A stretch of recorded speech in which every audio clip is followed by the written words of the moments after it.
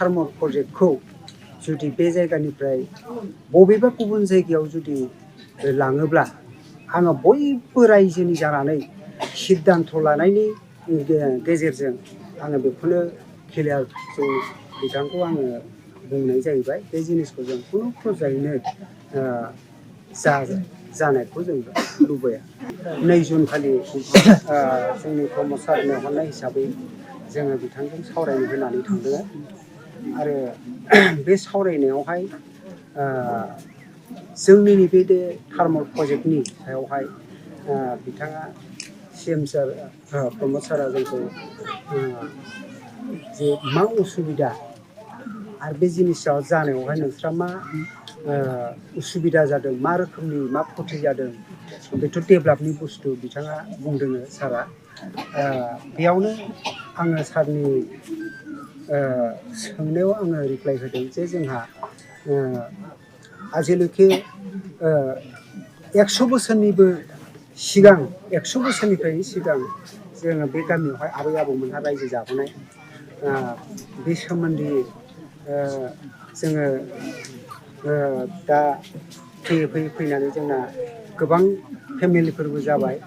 बे हिसाबै जोङो लासै लासैनो जोंना बारै बारै गामिया दा देरबोबाय। गामिया मथा मथि 95 घरसो दङ जों दा बेवहाय आरो नैबे जोंनि खाथि खालायावहाय एसे एनै जोङो बारि दख्ला एसे बानायनानै जोङो थाइगं थाइखा बायदिसिना रोखोमनि आबाद मावनानै जोङो मोजाङैनो सुखियैनो सान्थियैनो जों रायजो जानानै दंफैयो।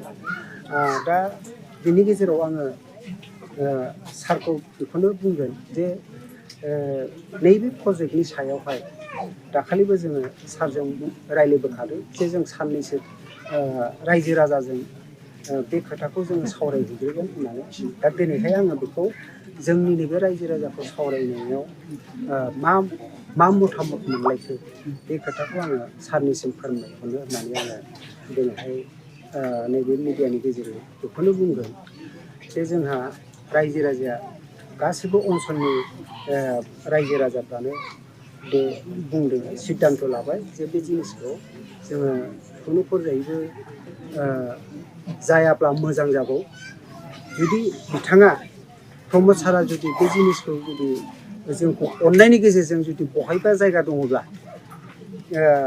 जिनिसा जोंनि फटबजरा ओनसोलावनो बहायबा जुदि मोजां जायगा दङबा बिथाङा अननायनि गेजेरजों बे प्रजेक्टखौ जाहाथे लाङो बेखौनो रायजो राजाफ्रा बे ओनसोलनि रायजो राजाफ्रा खावलायनाय थाबाय। आरो जोंहा दिनै मोनसे लिस्टजोंनो दिनै 4 प्रजेक्टआ जानो थांगासिनो दं बा अलरेडि माखासेया जाबाय। जेमन BSF केम्प थाबाय जोंना ओरै साहाजोंहाय आरो बिनि सेरावनो रेलवे कच फेक्टरि थाबाय आरो नै फैनानै जोंनि गामिनि उसुंसेयावनो दा नैबे थार्मल प्रजेक्ट आदानि कम्पानि जे बेवहाय बे प्रजेक्टखौ बानायगोन बेवहाय जोंहा खुब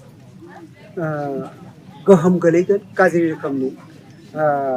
बेवहाय जोंहा इयुनाव 10 बोसोर 15 बोसोरनि उनावहाय जोंनि फेमिलिफ्रा बारायनानै जोंहा मोनसे न' लुनानै थागोन बा संसार जोङो एरलांगोन जा खारस्रायनानै थागोन।